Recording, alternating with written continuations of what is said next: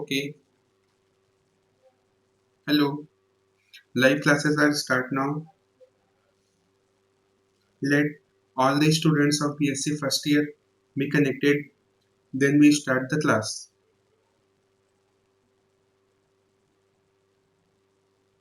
Okay, we wait only 1 minute.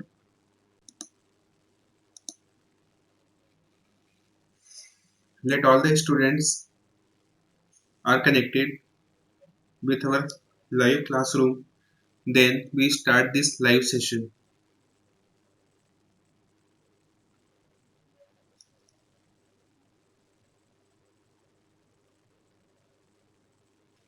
Okay, only one students are connected.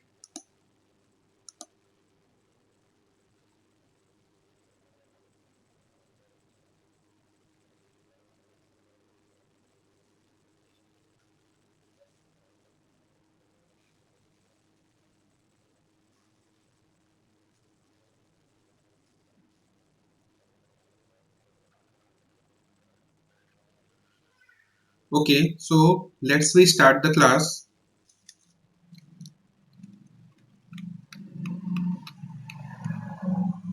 Okay, so let's we start the class. Our this is the BSc first year class. The live session is going on for BSc first year, and our topic was atomic structure.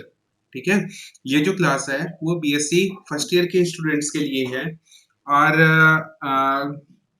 हमारी आज की जो class है वो परमाणु संरचना atomic structure पर है। ठीक है, तो कल हमने इसके संबंध में कल पहला क्लास लिया लिया था, और पहले क्लास में कुछ डिटेल्स हमने इसके बारे में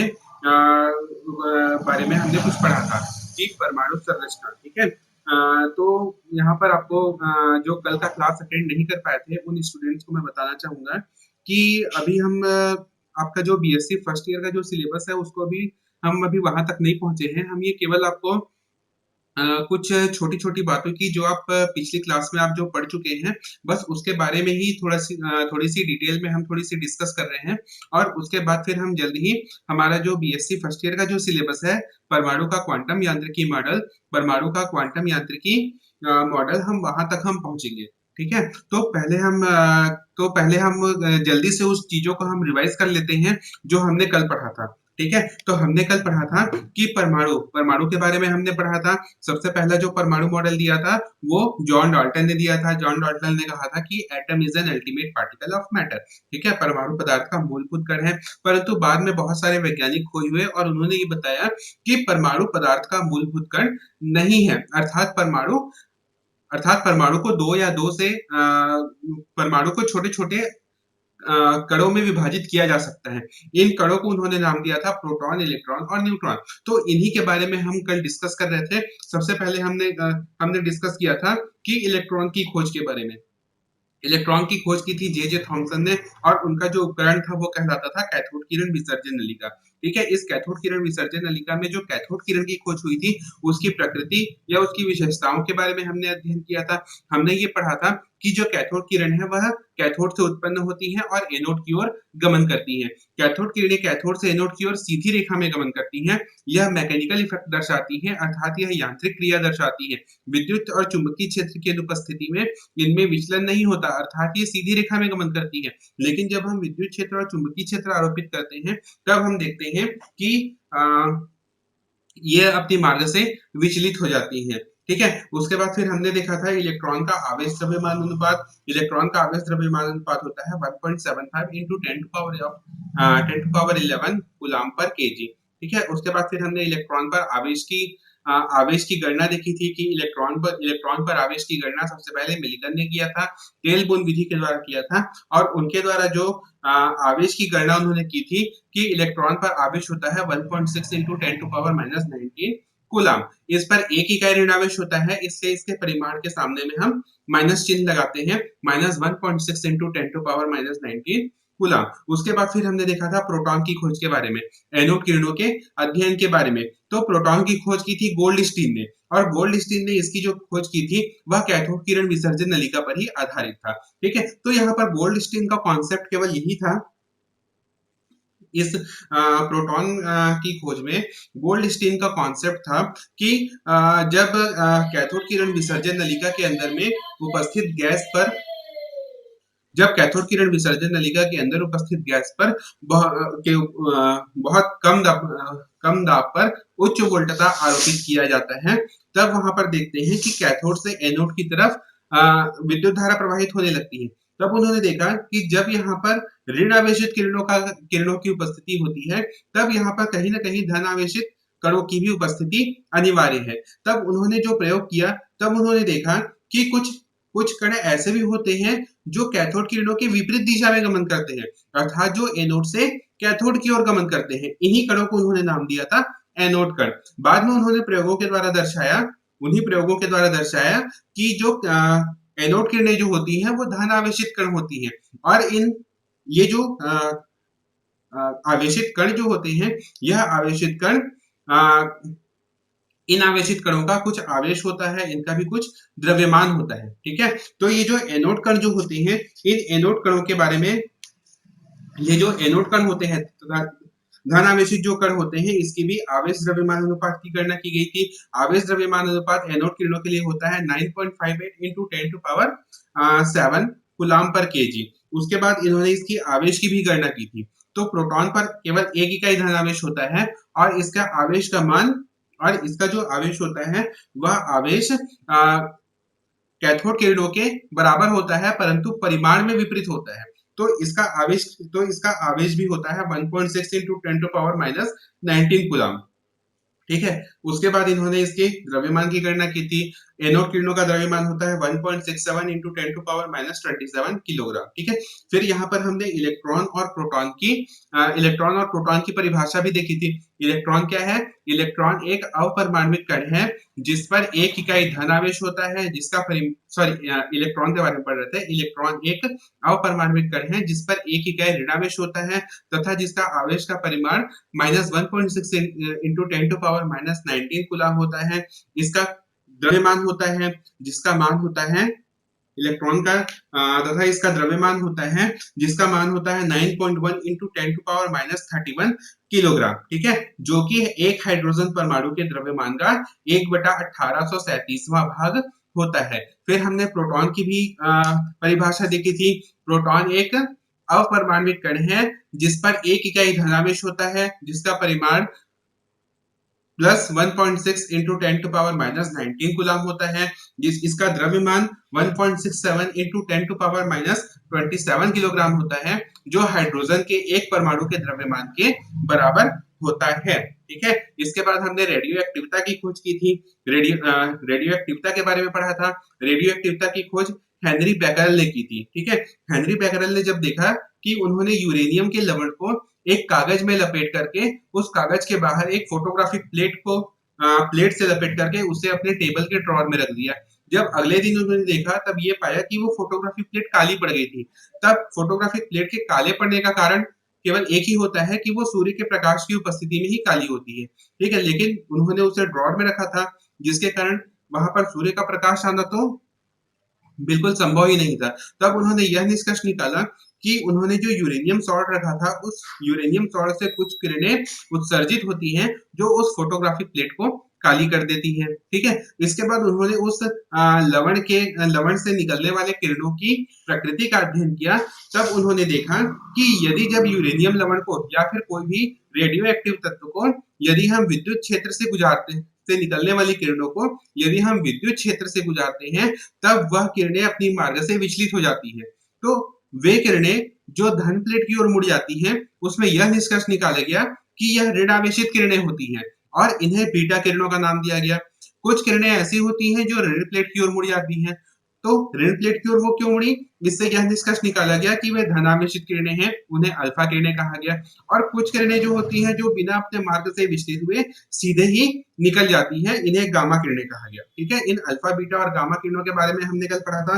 गामा किरणें जो होती हैं वो उच्च ऊर्जा वाली किरणें होती हैं, उच्च ऊर्जा वाली विद्युत चुंबकीय विकिरणें होती हैं, जिस पर कोई भी आवेश नहीं होता और इसका आवेश लगभग नगण्य होता है। ठीक है, इसके बाद ये जो प्रयोग है, इस प्रयोग के बारे में हमने कल डिस्कस किया था। इसके बाद फिर हमने कुछ परमाणु मॉडल देखे थे, ठीक है। यहाँ पर क्या हुआ, इलेक्ट्रॉन और प्रोटॉन की खोज हो चुकी थी। तो इलेक्ट्रॉन और प्रोटॉन की खोज होने के बाद यहाँ पर एक परमाणु के स्थायित्व की व्याख्या करना बहुत ही जरूरी थी कि भाई, क्योंकि कोई भी परमाणु जो होता है वो विद्युत रूप से उदासीन होता है। तो यदि कोई परमाणु विद्युत रूप से उदासीन है, परंतु हम ये भी कह रहे हैं कि उसके अंतर्गत धन आवेशित किरण प्रोटॉन और ऋण आवेशित कण इलेक्ट्रॉन उपस्थित है। तो इन धनावेशित कण और ऋण आवेशित कण इलेक्ट्रॉन की उपस्थिति में कोई परमाणु कैसे स्थायी हो सकता है, कैसे विद्युत रूप से उदासीन हो सकता है, इन कणों की उन परमाणुओं के अंदर व्यवस्था क्या है, इन सभी को जानना बहुत जरूरी हो गया था। इसलिए बहुत सारे वैज्ञानिकों ने अलग अलग परमाणु मॉडल प्रस्तुत किए थे, ठीक है। इसके अलावा विभिन्न प्रकार के जो तत्व हैं, विभिन्न प्रकार के जो यौगिक हैं, विभिन्न प्रकार के जो परमाणु हैं, उनकी अलग अलग भौतिक और रासायनिक गुण होते हैं। तो ये भौतिक और रासायनिक गुण इन भौतिक और रासायनिक गुणों का प्रतिनिधित्व कौन करता है, या ये भौतिक और रासायनिक गुण किस कारण से उपस्थित होते हैं, इनकी व्याख्या करना भी बहुत ज्यादा जरूरी थी। विभिन्न प्रकार के परमाणुओं से मिलकर बनने वाले अणुओं की व्याख्या करने के लिए भी इन परमाणु मॉडल परमाणु मॉडल की व्याख्या करना बहुत ही आवश्यक था, ठीक है। तो इन सभी कारणों से विभिन्न प्रकार के परमाणु मॉडल दिए गए थे। कल हमने पढ़ा था थॉमसन का परमाणु मॉडल। सबसे पहला जो परमाणु मॉडल दिया गया था वो थॉमसन के द्वारा दिया गया था। थॉमसन का जो परमाणु मॉडल था उसमें उन्होंने ये कहा था कि परमाणु की संरचना जो होती है वह गोलाकार आकृति की होती है। परमाणु की संरचना गोलाकार आकृति की होती है और इस गोलाकार आकृति में जो धन आवेशित कण प्रोटॉन होते हैं वह उसके सतह पर एक समान रूप से बिखरे हुए होते हैं, जबकि ऋण आवेशित कण जो होते हैं इलेक्ट्रॉन, वो बीच बीच में उन धन आवेशित कणों के बीच बीच में ही उपस्थित होते हैं। तथा स्थायित्व के बारे में उन्होंने बताया था कि प्रोटॉन की संख्या इलेक्ट्रॉन की संख्या के बराबर होती है, जिसके कारण परमाणु विद्युत रूप से उदासीन होता है, ठीक है। इनकी जो परमाणु मॉडल है उसकी तुलना तरबूज से भी की गई थी। जिस प्रकार तरबूज के अंदर का भाग लाल रंग का रहता है, उस लाल रंग की तुलना धनावेशित कणों से की गई थी और बीजों की तुलना ऋण आवेशित कण इलेक्ट्रॉन से की गई थी, ठीक है। यहाँ पर उन्होंने इसके आकार के बारे में भी बताया था कि जो धन आवेशित गोला है, जो गोले का जो आकार है वो 10⁻⁻10 मीटर के परास का होता है। 10⁻⁻10 मीटर की कोटि का होता है। और जो नाभिक जो होता है, सॉरी नाभिक के बारे में थॉमसन मॉडल ने कुछ भी नहीं बताया था। यहाँ पर केवल उस गोले की आकृति के बारे में ही बताया था कि जो गोले की आकृति होती है वो 10⁻⁻10 मीटर की कोटि का होता है, ठीक है। अब आज हम देखेंगे रदरफोर्ड का परमाणु मॉडल, ठीक है। कल का जो क्लास हुआ था उसमें किसी को कोई परेशानी है या किसी को अगर कुछ समझ में नहीं आया हो तो वो अभी पूछ सकते हैं, ठीक है। 1 मिनट का टाइम है। आप 1 मिनट में यदि आपको कोई भी परेशानी है तो वो चैट बॉक्स में आप रिप्लाई कर सकते हैं, नहीं तो आप ऑडियो रिप्लाई भी कर सकते हैं, ठीक है। अगर ये वीडियो या प्रेजेंटेशन देखने में कोई परेशानी है, अगर आवाज आने में कोई परेशानी है तो भी आप रिप्लाई कर सकते हैं। कोई भी अगर टेक्निकल प्रॉब्लम होगी तो वो दोनों ही एंड से करेक्ट हो जाएगी, ठीक है। अगर कोई परेशानी ना हो तो फिर हम आगे बढ़ते हैं।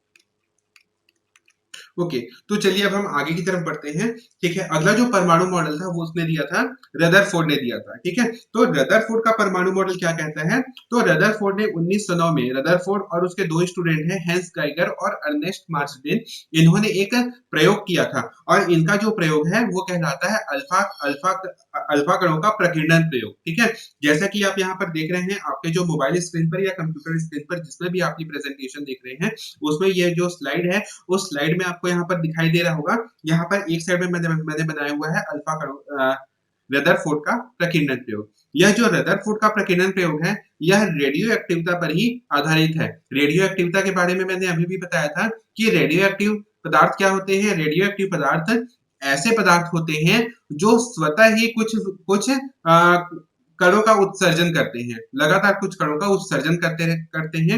इन्हें रेडियो एक्टिव तत्व कहते हैं और इस परिघटना को रेडियो एक्टिवता कहते हैं। ठीक है, तो जो रेडियो एक्टिव कण जो होते हैं वो अल्फा, बीटा और गामा 3 प्रकार के कणों का उत्सर्जन करते हैं। ठीक है, तो यहाँ पर जो रदरफोर्ड और उसके जो स्टूडेंट्स हैं उन्होंने अल्फा कण का प्रयोग किया था। ठीक है, तो अल्फा कणों का स्रोत हम यहाँ पर लेते हैं रेडियो एक्टिव तत्व और इस रेडियो एक्टिव तत्व को उन्होंने एक लेड के बॉक्स में रखा था। ठीक है, ताकि केवल एक दिशा से ही अल्फा कण हमें प्राप्त हो सके। उसके बाद उन्होंने एक और लेड का एक स्लिट यूज किया था। स्लिट के बारे में मैंने बताया था, यदि मान लीजिए कोई एक ऐसा, यदि मान लीजिए कि कोई दो दरवाजे हैं, यदि इन दो दरवाजों को ऐसे अगर मैं बंद कर दूं तो यहाँ से कोई आगे निकल पाएगा क्या? नहीं निकल पाएगा। तो यदि हम इस दरवाजे को इस प्रकार से समंजित करें कि इसमें से केवल अल्फा कण ही बाहर की ओर जा सके, ठीक है, तो इस प्रकार से उन्होंने एक स्लिट का प्रयोग किया जिसमें से केवल अल्फा कण ही उसके उस स्लिट से आगे की ओर जा सकते हैं। ठीक है, उसके बाद इन्होंने देखिए एक जो गोल घेरा बनाया हुआ है, ये सॉरी, एक जो छोटी सी बीच में जो ऑब्जेक्ट रखा हुआ है वो है सोने की पतली पन्नी। उन्होंने वहां पर गोल्ड फॉइल का प्रयोग किया। ठीक है, उसकी जो मोटाई थी लगभग 1 mm की थी, लगभग 1 मिलीमीटर की, सॉरी 100 नैनोमीटर, लगभग जो सोने की पतली पन्नी का उन्होंने जो यूज किया था वो लगभग 100 नैनोमीटर का, लगभग 100 नैनोमीटर की पतली पन्नी, पतली सोने की पन्नी का उन्होंने उपयोग किया था। ठीक है, और उसके चारों तरफ उन्होंने एक फोटोग्राफिक प्लेट का उपयोग किया था। ठीक है, फोटोग्राफिक प्लेट या फिर वहां पर जिंक सल्फाइड का भी यूज कर सकते हैं। जिंक सल्फाइड जैसे मैंने पिछले क्लास में बताया था, यह एक प्रतिदीप्ति पदार्थ होता है जिस पर कोई भी आवेशित कण जब टकराता है तब वहां पर प्रकाश उत्पन्न करता है। भाई ठीक है, अल्फा कण तो हमको दिखाई नहीं दे रहा है, लेकिन हम उसकी स्थिति को कैसे जानेंगे? भाई कोई चीज हमें दिखाई नहीं दे रहा है, तब हम कैसे समझेंगे कि ये चीज हो रही है? तो हम उसकी जो क्रिया है उस क्रिया के अनुभवों से हम पहचान करते हैं कि यह क्रिया ऐसी हो रही है। ठीक है, तो उस अल्फा कणों के टकराने की या जो अल्फा कण है वो किस दिशा की ओर गमन कर रहे हैं उसको पहचानने के लिए यहाँ पर फोटोग्राफिक प्लेट का या फिर प्रतिदीप्ति पदार्थ जिंक सल्फाइड का यहाँ पर उपयोग किया गया। ठीक है, तो ये तो होता है यहाँ पर इसका जो प्रयोग है, रदरफोर्ड का प्रकीर्णन प्रयोग है उसका उपकरण। ठीक है, एक बार मैं फिर से बता देता हूँ, यहाँ पर उन्होंने अल्फा कणों के स्रोत के रूप में रेडियो एक्टिव तत्व का उपयोग किया था। इस रेडियो एक्टिव तत्व को उन्होंने इस जो रेडियो एक्टिव तत्व है उसे उन्होंने एक लेड के बक्से के अंदर बंद करके रखा था और वहां से केवल उन्हें अल्फा कण ही चाहिए था। तो अल्फा कण को प्राप्त करने के लिए उन्होंने एक लेड का प्लेट यूज किया। उस अल्फा कणों की बौछार उन्होंने की सोने की पतली पन्नी पर। उस सोने की पतली पन्नी की मोटाई होती है लगभग 100 नैनोमीटर। ठीक है, और उस अल्फा कणों के पथ को ज्ञात करने के लिए उन्होंने फोटोग्राफी प्लेट या फिर प्रतिदीप्ति पदार्थ जिंक सल्फाइड का उन्होंने उपयोग किया। ठीक है, तो ये तो हो गया इसका उपकरण का वर्णन। उपकरण के बाद अब ये आता है कि यह जो प्रयोग था यह प्रयोग कैसे होता है। तो देखिए यहाँ पर अल्फा कणों का स्रोत है, अल्फा कणों का स्रोत है रेडियो एक्टिव तत्व। रेडियो एक्टिव तत्व से अल्फा कण बाहर निकलते हैं, लेड स्लिट से केवल अल्फा कण ही होकर के गुजरते हैं और उस सोने की पतली पन्नी पर टकराते हैं। ठीक है, और सोने की पन्नी पर जब वो टकराए तब क्या होगा, या तो वो अपने मार्ग से विक्षेपित होगी या फिर नहीं होगी। तो इसका जो प्रयोग था उसके परिणामों को हम देखते हैं कि उसका परिणाम क्या होता है। ठीक है, तो इसका जो ऑब्जर्वेशन था उसका ऑब्जर्वेशन में पहला पॉइंट ये होता है, देखिए मैंने यहाँ पर कुछ लिखा नहीं है क्योंकि ये सब पूरा थ्योरेटिकल है, इसको आप केवल समझने की कोशिश करिए कि यह जो क्रिया है वो होती कैसे है। और मैंने यहाँ पर कुछ लिखा इसलिए नहीं है क्योंकि इसकी आपको नोट्स बनाने की कोई आवश्यकता नहीं है, क्योंकि ये आपके सिलेबस में नहीं है। ये हम केवल आपका जो क्वांटम यांत्रिकी मॉडल है, क्वांटम मैकेनिज्म मॉडल है, उसके पहले का जो मॉडल है वो मैं आपके बारे में डिस्कस कर रहा हूँ, क्योंकि अगर ये आपको पता नहीं रहेगा तो आप क्वांटम यांत्रिकी मॉडल नहीं समझ पाएंगे। ठीक है, इसलिए मैंने यहाँ पर कुछ भी लिखा नहीं है, केवल एक डायग्राम से ही आपको यहाँ पर इसके बारे में आपको कुछ जानकारी दे रहा हूँ। ठीक है, तो यहाँ पर इसका जो ऑब्जर्वेशन था उसका यहाँ पर पहला ऑब्जर्वेशन ये था कि most of the alpha particles, about 99% of alpha particle pass through the gold foil undeflected। ठीक है, लगभग 99% अल्फा कण ऐसे थे जो सोने की पतली पन्नी को बिना किसी विचलन के या बिना विक्षेपित हुए सीधे ही पार कर जाते हैं। ठीक है। तो रदरफोर्ड के प्रकीर्णन प्रयोग का सबसे पहला ऑब्जर्वेशन ये था कि लगभग 99% अल्फा कण ऐसे होते हैं जो सोने की पतली पन्नी को बिना विक्षेपित हुए ही पार कर जाते हैं। दूसरा उनका ऑब्जर्वेशन ये था कि a small fraction of alpha particles got deflected through the small angles. ठीक है, केवल कुछ अल्फा कण ऐसे होते हैं जो सोने की पतली पन्नी को पार तो कर जाते हैं, लेकिन वह अपने मार्ग से विक्षेपित भी हो जाते हैं। ठीक है। दूसरा दूसरा दूसरा ऑब्जर्वेशन मैंने क्या कहा? दूसरा ऑब्जर्वेशन मैंने कहा कि कुछ अल्फा कण ऐसे होते हैं जो सोने की पतली पन्नी को पार कर जाते हैं और अपनी मार्ग से विक्षेपित भी हो जाते हैं। ठीक है, ये दूसरा ऑब्जर्वेशन। फिर तीसरा ऑब्जर्वेशन उन्होंने देखा था कि in a very few about 1 in 20,000 alpha particles did not pass through the gold foil and deflected more than 90-degree angles and even come back suffering or deflection of 180 degree. Okay, तो तीसरा observation ये था कि लगभग बहुत कम alpha कण ऐसे होते हैं, लगभग 20,000 अल्फा कणों में से एक अल्फा कण ऐसा होता है जो सोने की पतली पन्नी को पार नहीं कर पाता। ठीक है, जो सोने की पन्नी को पार नहीं कर पाता और या तो वो 90 डिग्री पर डिफ्लेक्ट होता है, या तो वो 90 डिग्री के कोण से मुड़ जाता है, या फिर वो 180 डिग्री के कोण से मुड़ करके अपनी ही दिशा में वापस लौट जाता है। ठीक है, तो तीसरा ऑब्जर्वेशन उन्होंने ये किया था कि बहुत कम अल्फा कण, लगभग 20,000 अल्फा कणों में से एक अल्फा कण ऐसा होता है जो उस सोने की पतली पन्नी को पार नहीं कर पाता। वो या तो 90 डिग्री के कोण से विक्षेपित होता है या फिर 180 डिग्री के कोण से विक्षेपित होकर अपने ही रास्ते पर वापस लौट जाता है। ठीक है, तो यहाँ पर इनका जो प्रयोग था, रदरफोर्ड का जो प्रयोग था, उसमें उन्होंने तीन ऑब्जर्वेशन दिए थे। पहला ऑब्जर्वेशन ये था कि लगभग 99% लगभग 99% अल्फा कण ऐसे होते हैं जो उस सोने की पतली पन्नी को पार कर जाते हैं और उनमें कोई भी विक्षेपण नहीं होता है।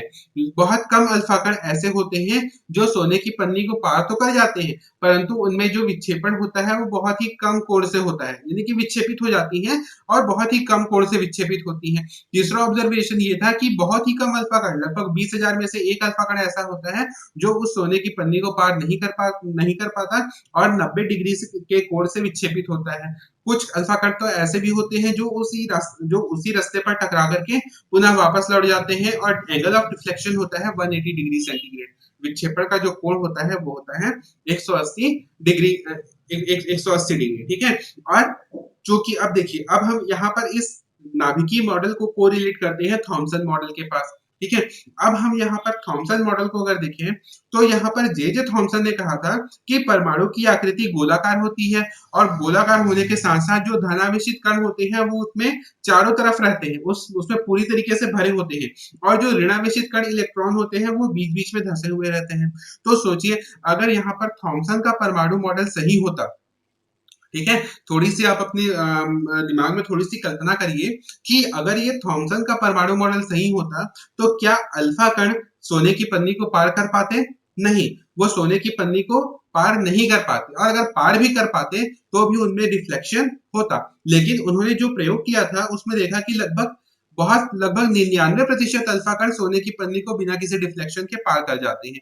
तो यहाँ पर उन्होंने यह निष्कर्ष निकाला, यहाँ पर उन्होंने कुछ निष्कर्ष निकाला और यह जो थॉमसन मॉडल था उसको उन्होंने डिस्कार्ड कर दिया, मतलब उसे मानने से इनकार कर दिया, क्योंकि यहाँ पर उन्होंने देखा, क्योंकि यहाँ पर रदरफोर्ड के जो प्रयोग थे उस प्रयोग से आधारित उसको आंसर नहीं मिले, क्योंकि लगभग 99% अल्फा कण जब उस पन्नी को पार कर जा रहे हैं, इसका कहने का मतलब ये है कि उस परमाणु में क्या है, वो वह धनावेशित कण पूरी तरीके से वितरित नहीं है।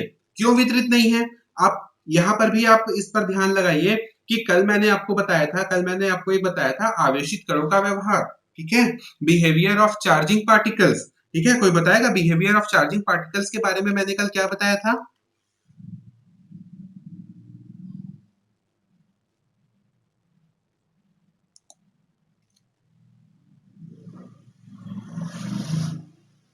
कोई बता सकते हैं बिहेवियर ऑफ चार्जिंग पार्टिकल्स के बारे में मैंने कल क्या बताया था?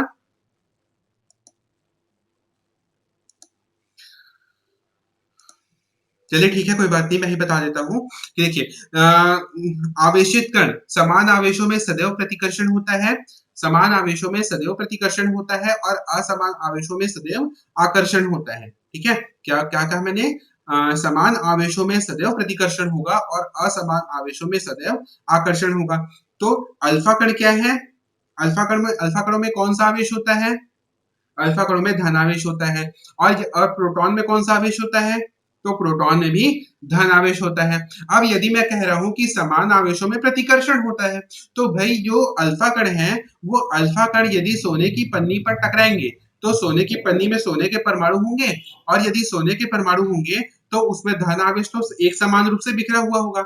यदि उसमें धन आवेश यदि उसमें धनावेश एक समान रूप से बिखरा होगा, तो जब अल्फा कण उस पन्नी से टकराएंगे, तो वो उस पन्नी को पार नहीं कर पाएंगे, वो तुरंत ही वापस लौट जाएंगे। लेकिन रदरफोर्ड के केस में ऐसा नहीं होता है। रदरफोर्ड के केस में लगभग 99% अल्फा कण उस सोने की पन्नी को पार कर जाते हैं। तो इस प्रकार उसका जवाब उन्हें उस थॉमसन मॉडल से नहीं मिला। तो जब उसका जवाब उस थॉमसन मॉडल से नहीं मिला, तब उन्होंने क्या किया? उन्होंने कुछ अपने ही ऑब्जर्वेशन बताए। उन्होंने ये बताया था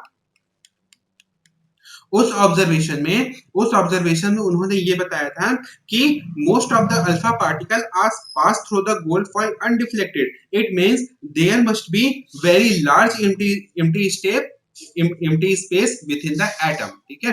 क्या कहा उन्होंने? पहला पॉइंट, उन्होंने पहला the first point is the most of the alpha particle pass through the thin gold foil undeflected. It means there must be a large empty space within the atom through pass the gold foil, so through pass the alpha particles undeflected। means यहाँ पर जितने बहुत सारे alpha कण जो होते हैं, वह उस सोने की पतली पन्नी को बिना विचलित हुए पार कर जाते हैं। इसका कहने का मतलब ये है कि उस परमाणु में बहुत बहुत सारा खाली जगह होता है, और उस खाली जगह के कारण ही अल्फा कण बिना विचलित हुए ही उस सोने की पतली पन्नी को पार कर जाते हैं। ठीक है? मैंने क्या कहा यहाँ पर पहले पॉइंट में, आपको समझ में आया? तो देखिए यहाँ पर आप सोने की पतली पन्नी का व्यवस्थात्मक चित्र देखिए। यहाँ पर क्या किया है कि बहुत सारे अल्फा कण बिना विचलन के ही पार कर जा रहे हैं। तो वो बिना विचलन के पार क्यों कर रहे हैं? तो यहाँ पर रदरफोर्ड ने ये बताया कि उस परमाणु में बहुत सारा जगह खाली होता है, और उस खाली जगह से ही अल्फा कण बिना विचलन के पार कर जा रहे हैं। दूसरा ऑब्जर्वेशन उनका क्या था? दूसरा ऑब्जर्वेशन ये था कि अल्फा कण सोने की पतली पन्नी को पार तो कर जाते हैं, लेकिन उनमें विचलन होता है। तो वो विचलन क्यों होता है? क्योंकि अल्फा कण धन आवेशित कण है और प्रोटॉन भी धन आवेशित कण है। ठीक है? तो ये जो प्रोटॉन धन आवेशित कण है, ठीक है, ये जो प्रोटॉन जो होता है वो धन आवेशित कण होता है। ठीक है? लेकिन जो इलेक्ट्रॉन जो होता है वो ऋण आवेशित कण है। तो फिर से यहाँ पर आवेशित कणों के व्यवहार के बारे में आप सोचिए कि यदि धन आवेश और ऋण आवेश दोनों में क्या होगी? प्रतिकर्षण होगी। ठीक है?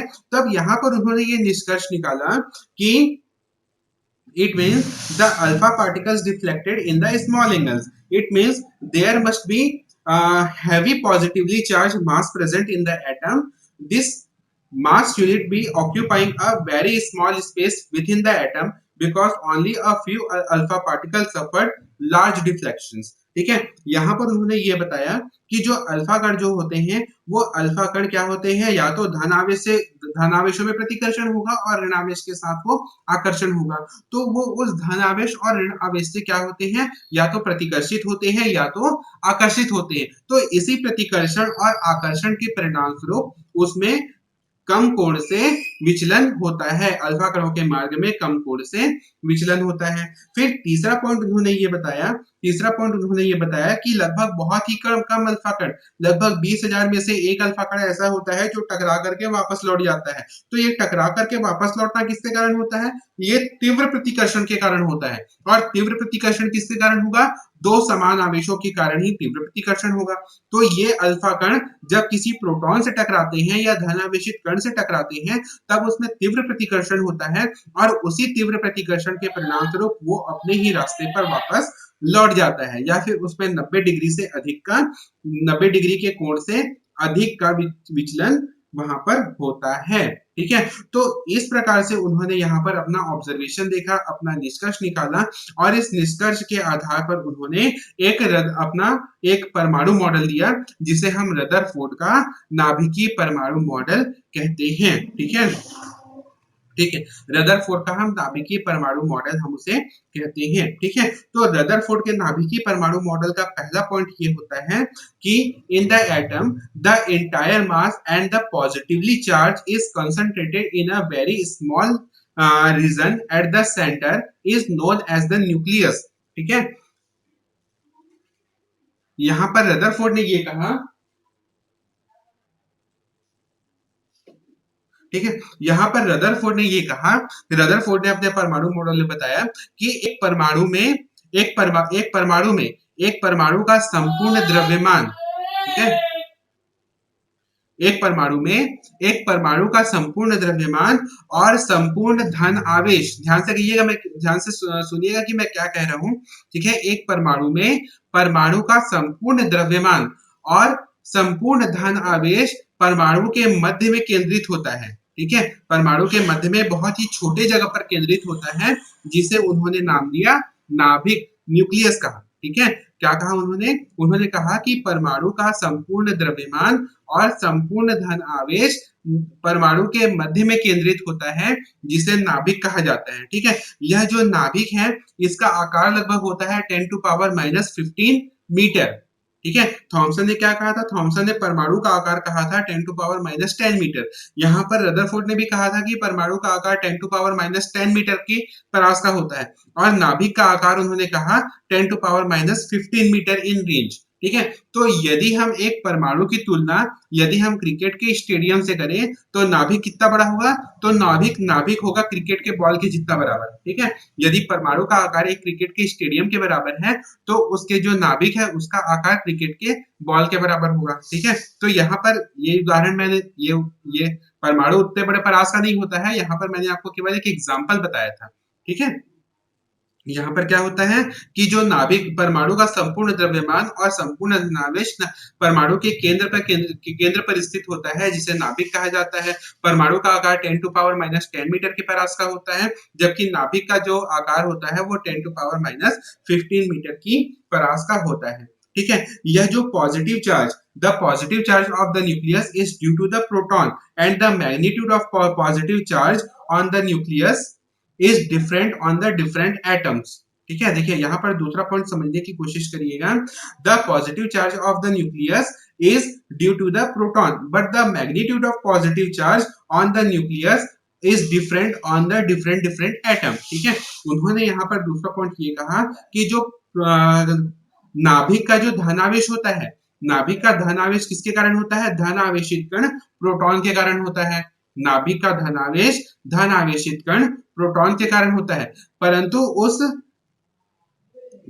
जो धनात्मक आवेश का जो परिमाण है वह नाभिक में अलग अलग होता है। नाभिक में प्रत्येक परमाणु का अलग अलग होता है। ठीक है, तो ये तो बिल्कुल सही बात कहा था कि भाई हाइड्रोजन के लिए अलग होता है, हीलियम के लिए अलग होता है, लिथियम के लिए अलग, पोटेशियम के लिए अलग, मैग्नीशियम, कैल्शियम, एल्यूमिनियम, सभी प्रकार के जो जितने अलग अलग तत्व हैं, उन अलग अलग तत्व के परमाणु के लिए धन आवेश का परिमाण यहाँ पर अलग अलग होता है। ठीक है, समझ में आया? तीसरा पॉइंट उन्होंने कहा, the mass of the nucleus is due to the proton and some of other particle much having equal mass to that of proton। ठीक है, यहाँ पर उन्होंने तीसरा पॉइंट ये कहा कि जो नाभिक का जो द्रव्यमान होता है, नाभिक का जो द्रव्यमान होता है वह केवल प्रोटॉन के द्रव्यमान के ही बराबर ही नहीं होता, उस पे कुछ कण ऐसे होते हैं जिसका द्रव्यमान प्रोटॉन के द्रव्यमान के लगभग बराबर होता है। ठीक है, यहाँ पर देखिए, यहाँ पर अभी तक न्यूट्रॉन की खोज नहीं हुई है, लेकिन यहाँ पर न्यूट्रॉन की उपस्थिति की कल्पना की गई है रदरफोर्ड के परमाणु मॉडल में। यहाँ पर उन्होंने क्या कहा है? यहाँ पर उन्होंने कहा है कि जो परमाणु के नाभिक का जो द्रव्यमान होता है वो परमाणु के द्रव्यमान के बराबर होना चाहिए, लेकिन यह प्रोटॉन के द्रव्यमान के बराबर नहीं होता। अतः क्यों नहीं होता? तो यहाँ पर उन्होंने एक कल्पना की कि नाभिक में प्रोटॉन के अलावा कुछ कण ऐसे भी होते हैं जिसका द्रव्यमान प्रोटॉन के द्रव्यमान के लगभग बराबर होता है। ठीक है, ये होता है उसका मॉडल का तीसरा पॉइंट। ठीक है, इस ये बाद में ये जो कण है उस न्यूट्रॉन की खोज चैडविक के द्वारा बाद में की गई थी। ठीक है, उसके बाद देखिए यहाँ ये तीसरा पॉइंट हो गया।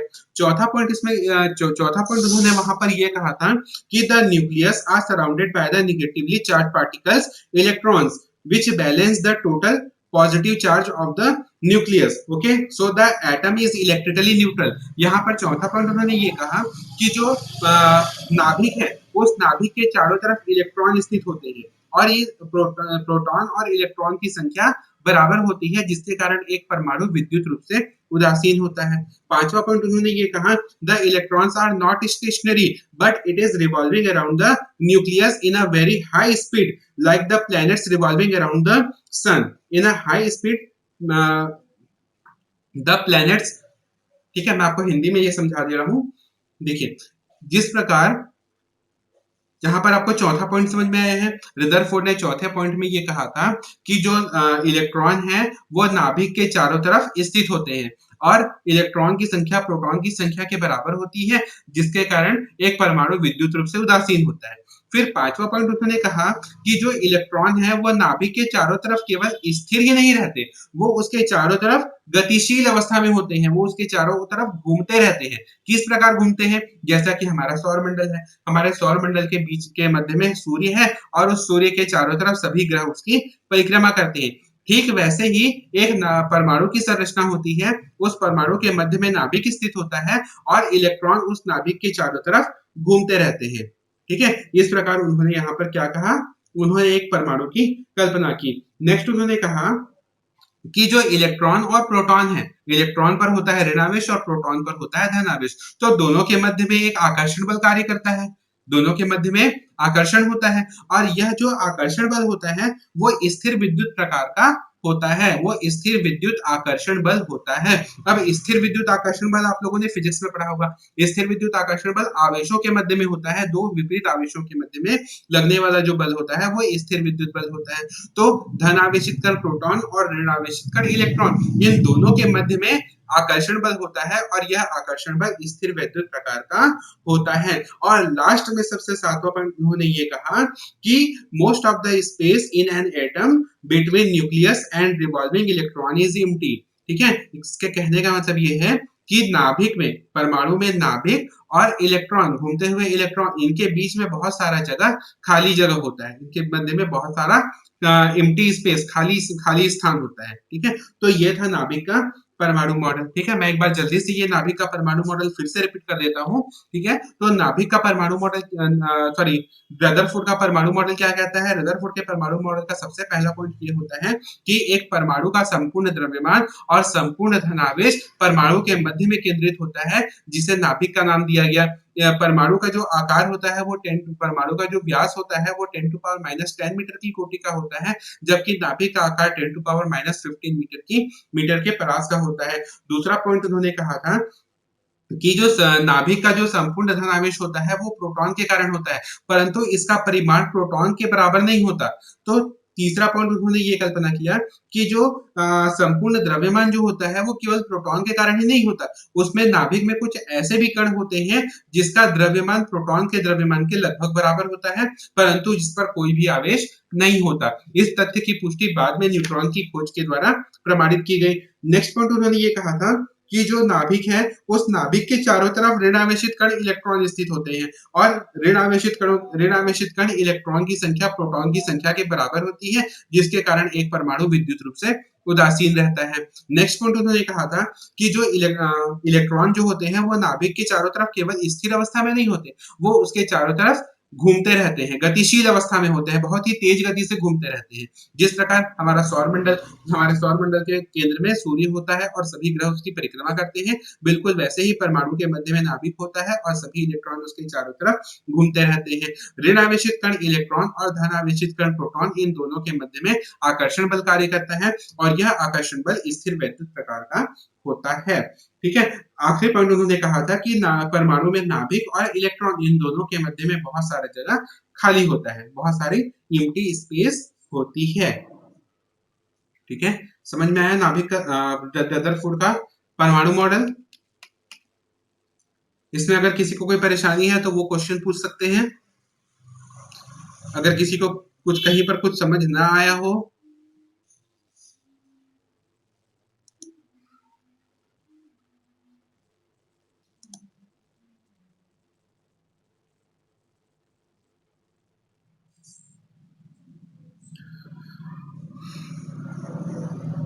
ठीक है, जो रदरफोर्ड का परमाणु मॉडल था, रदरफोर्ड के परमाणु मॉडल में अगर कहीं पर कुछ किसी को कुछ समझ में नहीं आ रहा हो, तो वो यहाँ पर चैट बॉक्स में रिप्लाई कर सकते हैं या फिर ऑडियो रिप्लाई भी कर सकते हैं।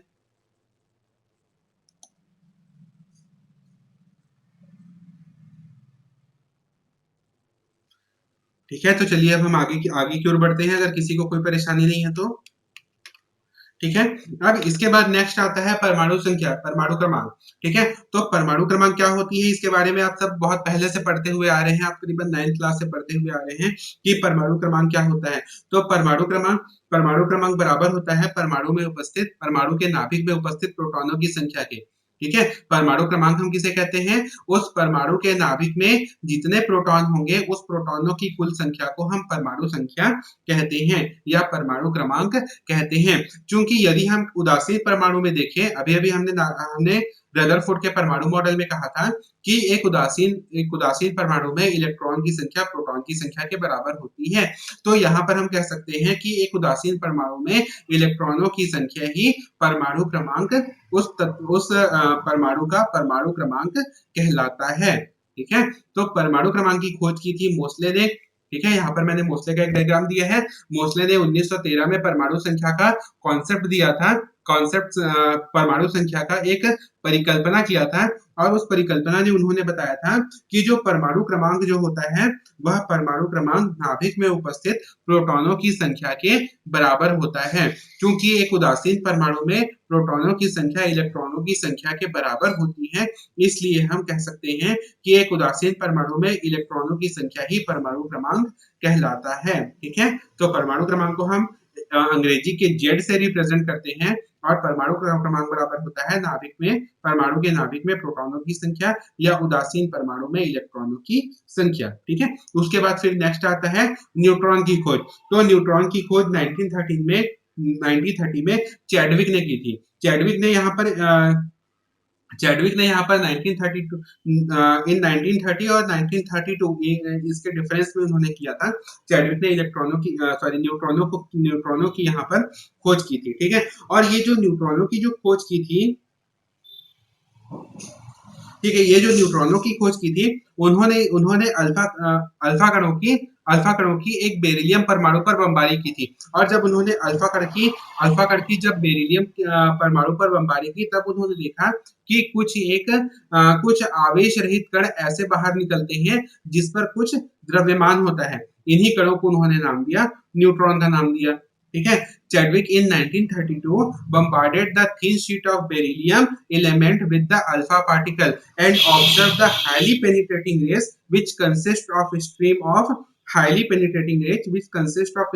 neutral particles. These neutral particles were found to have the mass 1.67 into 10 to power minus 27 kg, which is nearly the same to that of hydrogen atom, and that having no charge. This were named as neutrons. इससे उन्होंने neutrons का नाम दिया था। तो neutron क्या होती है, न्यूट्रॉन की खोज 1930 में चैडविक ने की थी।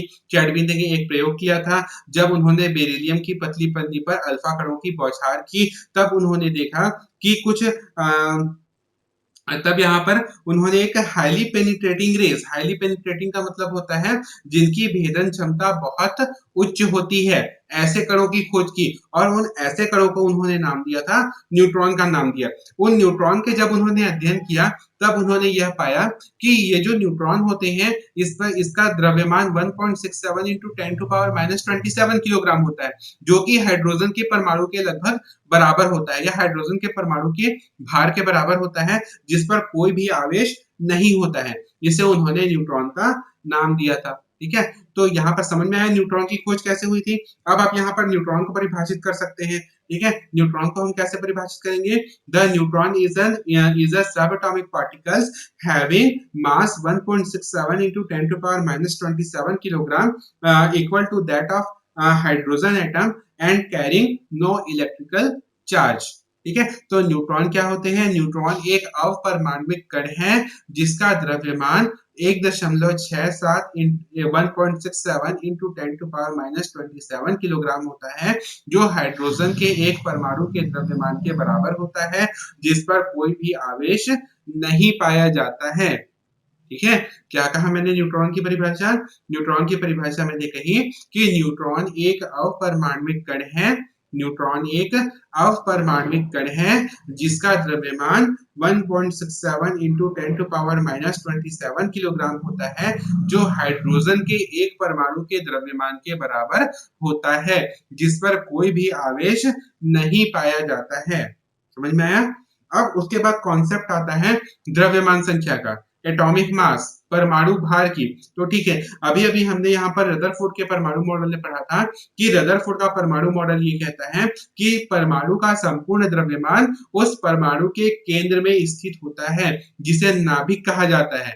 और जब उन्होंने इस नाभिक का अध्ययन किया तो उन्होंने यह पाया कि नाभिक पर धनावेश होता है, और यह धन आवेशित कण प्रोटॉन की उपस्थिति के कारण ही होता है। लेकिन जो संपूर्ण द्रव्यमान जो होता है वो प्रोटॉन के कारण नहीं होता। देखिए, आवेश का जो परिमाण होता है वो प्रोटॉन के कारण होता है, लेकिन जो द्रव्यमान होता है वो प्रोटॉन के बराबर नहीं होता। तो इस प्रकार उन्होंने कल्पना की थी कि प्रोटॉन के साथ कुछ ऐसे कण भी वहां पर उपस्थित होते हैं जिसके द्रव्यमान प्रोटॉन के द्रव्यमान के बराबर होता है। ठीक है, जिसकी पुष्टि बाद में चैडविक ने न्यूट्रॉन की खोज के द्वारा की। तो यहाँ पर हम द्रव्यमान संख्या का कॉन्सेप्ट भी वहीं से ले सकते हैं। द्रव्यमान संख्या का द्रव्यमान संख्या की संख्या हम किसे कहते हैं? द्रव्यमान संख्या या परमाणु भार, परमाणु का द्रव्यमान नाभिक के कारण, नाभिक में क्या उपस्थित है? प्रोटॉन और न्यूट्रॉन। तो द्रव्यमान संख्या क्या होगी? परमाणु भार होगा प्रोटॉन की संख्या प्लस न्यूट्रॉन की संख्या, प्रोटॉन की संख्या प्लस न्यूट्रॉन की संख्या। समझ में आया? अब यदि हम उदासीन परमाणु लें तो उदासीन परमाणु में क्या होता है? प्रोटॉन की संख्या इलेक्ट्रॉन की संख्या के बराबर होता है। तो एक उदासीन परमाणु में परमाणु भार हम क्या लेंगे? इलेक्ट्रॉन की संख्या प्लस न्यूट्रॉन की संख्या। समझ में आ गया? परमाणु भार का कॉन्सेप्ट समझ में आया?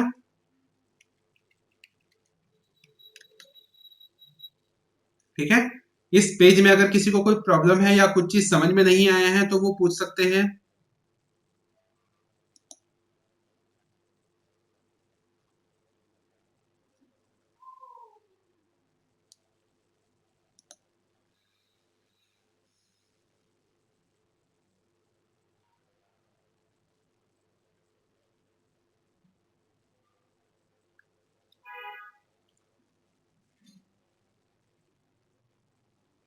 ठीक है, समझ में आ गया है सबको?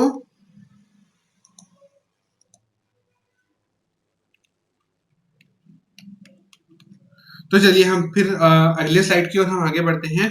नेक्स्ट स्लाइड आता है समस्थानिक, समधारिक और सम न्यूट्रॉनिक और सम इलेक्ट्रॉनिक।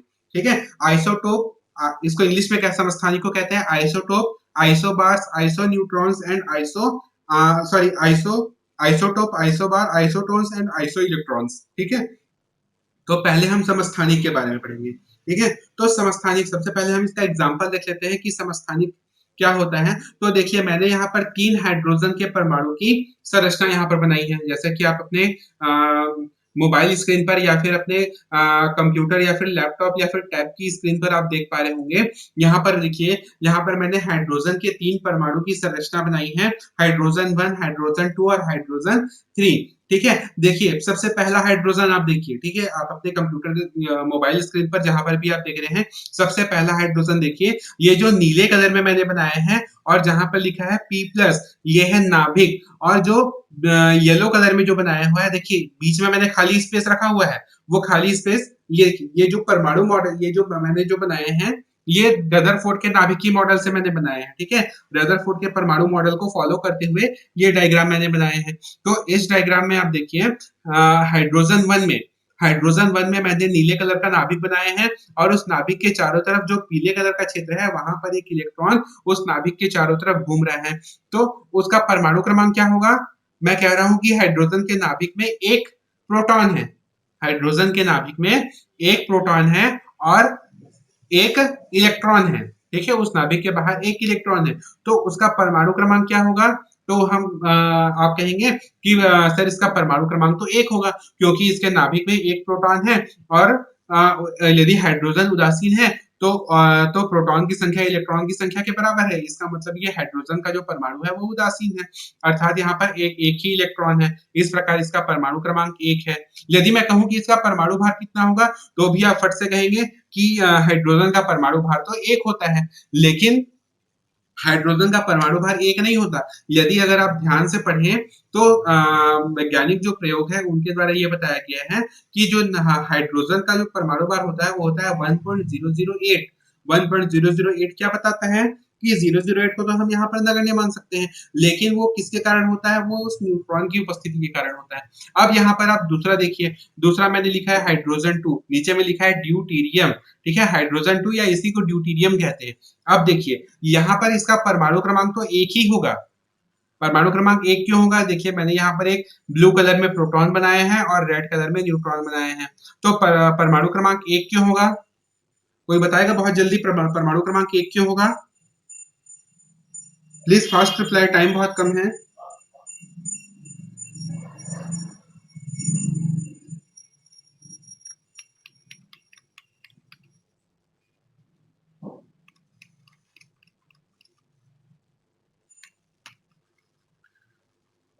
देखिए भाई दूसरा मैंने ड्यूटीरियम बनाया है, मैं कह रहा हूँ कि ड्यूटीरियम का भी परमाणु क्रमांक 1 है, क्यों है?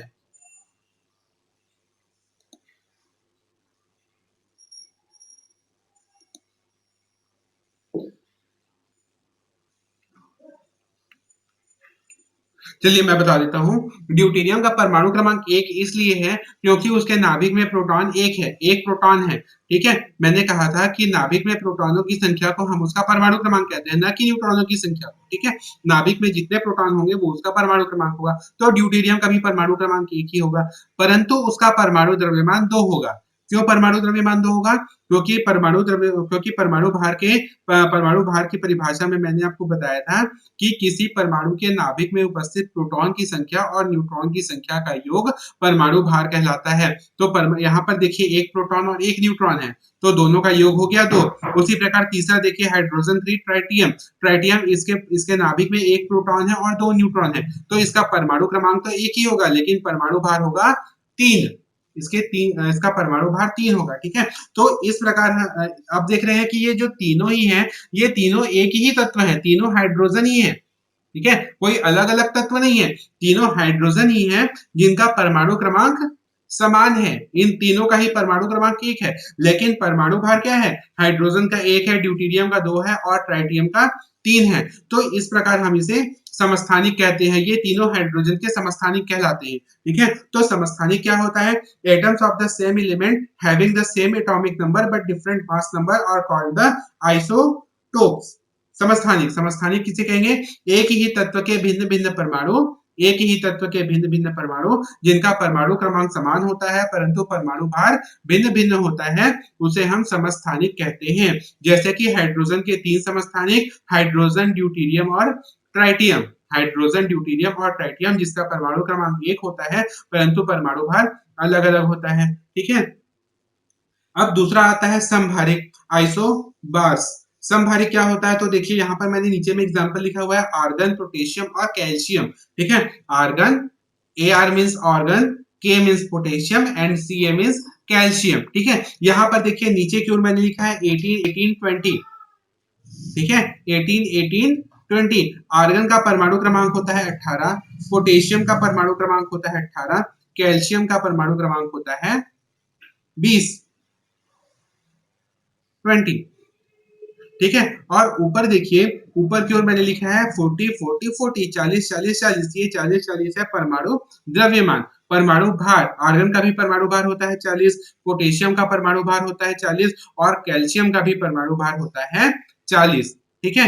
तो यहाँ पर कहने का मतलब ये है कि यदि आप आर्गन, पोटेशियम और कैल्शियम को देखें तो आर्गन, पोटेशियम और कैल्शियम का परमाणु भार बराबर है 40 40 40, लेकिन परमाणु क्रमांक में अंतर है। तो आइसोबार्स क्या होगा? So isobars isobars are the atoms of different element, atoms of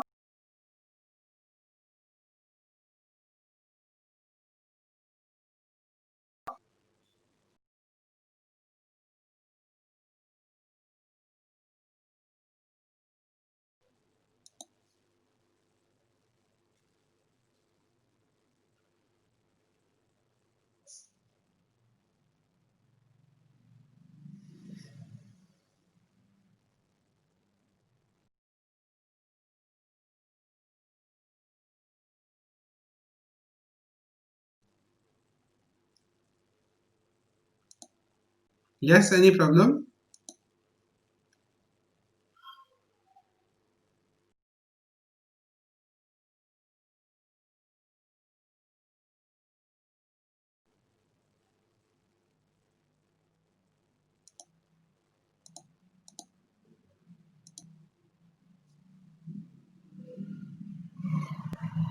I think someone.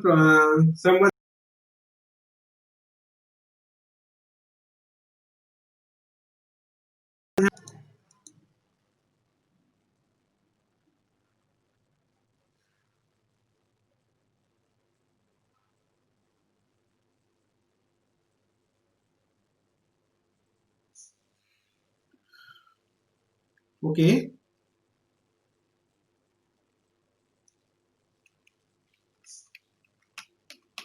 Okay, let's we continue. Okay, तो आइसोबार समभारित क्या होता है?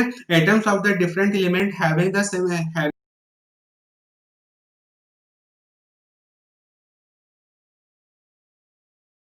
समभारिक, ये भिन्न भिन्न तत्व के भिन्न भिन्न परमाणु, भिन्न भिन्न तत्व के भिन्न भिन्न परमाणु, जिनका परमाणु क्रमांक अलग अलग होता है परंतु परमाणु भार एक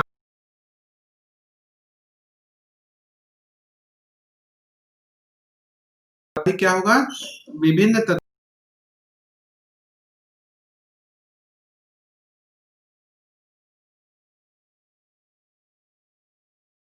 परमाणु भार, परमाणु क्रमांक अलग अलग होता है परंतु परमाणु भार समान होता है, उसे हम समभारित कहते हैं, जैसे आर्गन, पोटेशियम और calcium.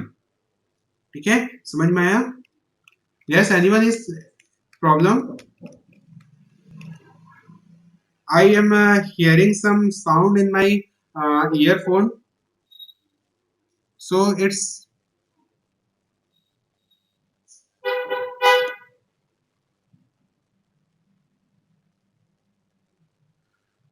okay. I am hearing some sound in my earphone. मुझे कुछ अपने ईयरफोन में कुछ आवाजें सुनाई दे रही है, तो मुझे लग रहा है कि यहाँ पर कुछ प्रॉब्लम है।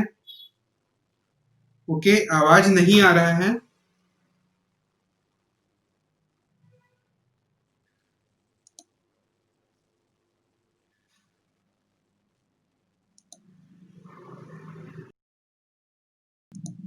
ओके, हेलो, हेलो, सुनाई दे रहा है?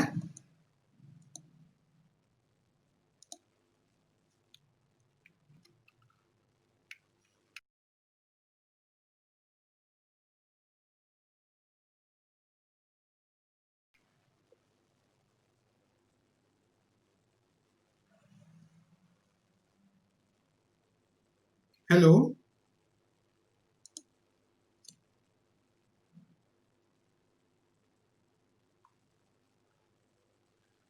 जी, स्क्रीन रुका नहीं है। Okay, okay, let's we check. Okay, let's I am check.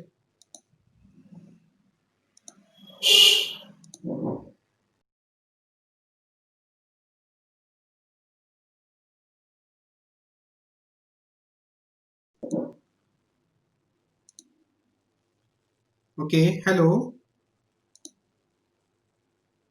Hello,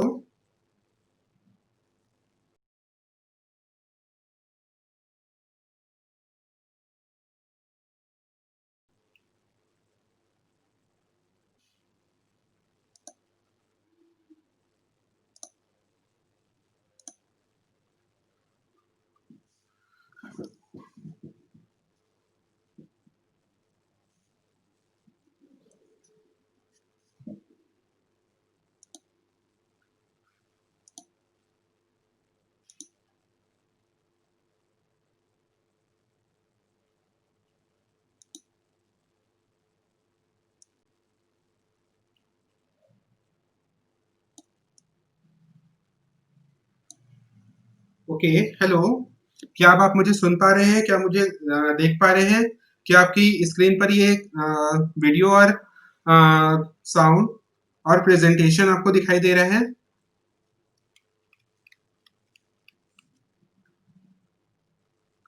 okay, hello.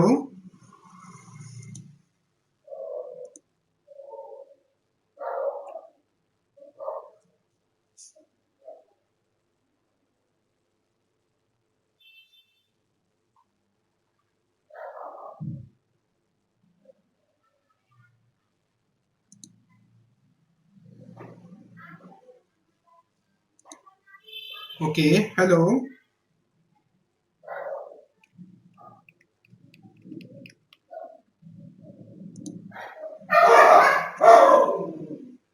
Hello, क्या आप सुन पा रहे हैं?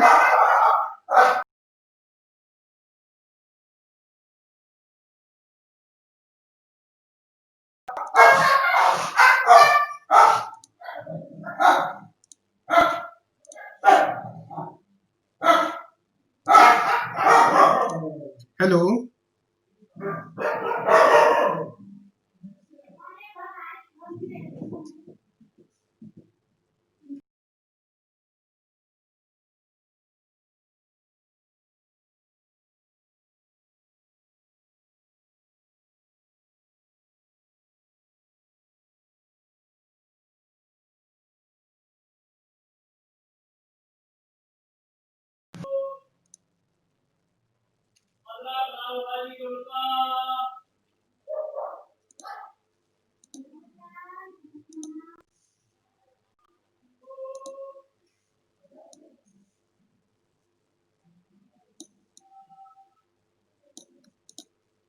ओके, हेलो,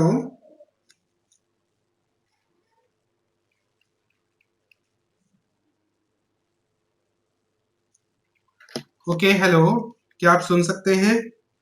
क्या आपको प्रेजेंटेशन दिखाई दे रहा है?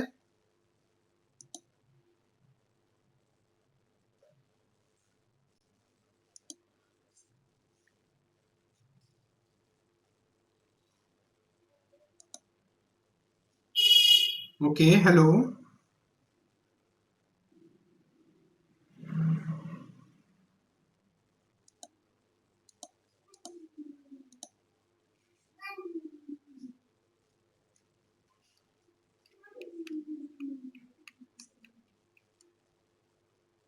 हेलो,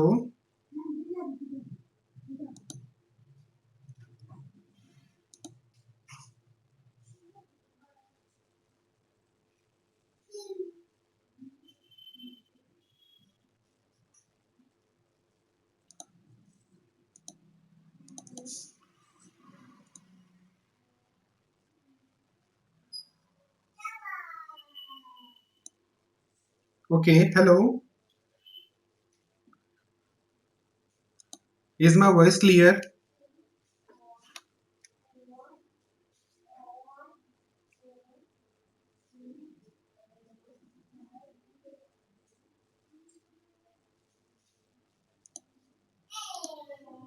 ओके, एनी आवाज सुनाई दे रही है या फिर आपको प्रेजेंटेशन दिखाई दे रहा है?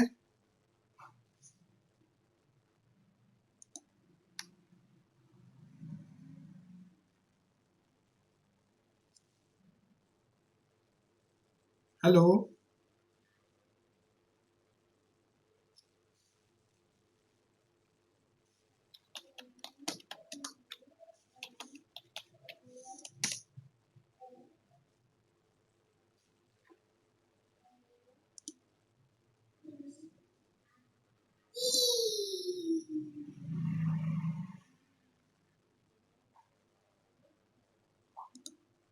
Okay, so it's all clear for my and. ये मेरी तरफ से तो बिल्कुल सही है, वीडियो भी क्लियर है, आवाज भी अब सही आ रही है। तो आगे फिर बढ़ते हैं।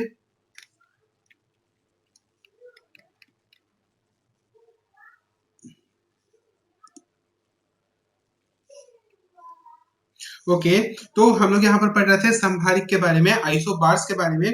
तो आइसोबार्स में देखिए मैंने यहाँ पर लिखा है आर्गन, पोटेशियम और कैल्शियम। तो यहाँ पर आप देख रहे हैं कि इनके परमाणु क्रमांक तो समान है, लेकिन सॉरी परमाणु क्रमांक अलग अलग हैं, लेकिन इनके परमाणु भार एक समान है, 40 40 और 40। तो इस प्रकार हम संभारिक कहते हैं कि भिन्न भिन्न तत्वों के भिन्न भिन्न परमाणु, भिन्न, ये भी सभी अलग अलग तत्व हैं, ऑर्गन अलग तत्व है, पोटेशियम अलग है और कैल्शियम अलग ही तत्व है। तो भिन्न भिन्न तत्व के भिन्न भिन्न परमाणु जिनके परमाणु क्रमांक अलग अलग होते हैं परंतु परमाणु भार एक समान होते हैं, उन्हें हम समभारिक कहते हैं। ठीक है, उसके बाद तीसरा आता है सम न्यूट्रॉन्स। ठीक है, तो आप एग्जांपल देखिए, यहाँ पर मैंने सम न्यूट्रॉन्स में कुछ एग्जांपल दिए हुए हैं। सल्फर, क्लोरीन,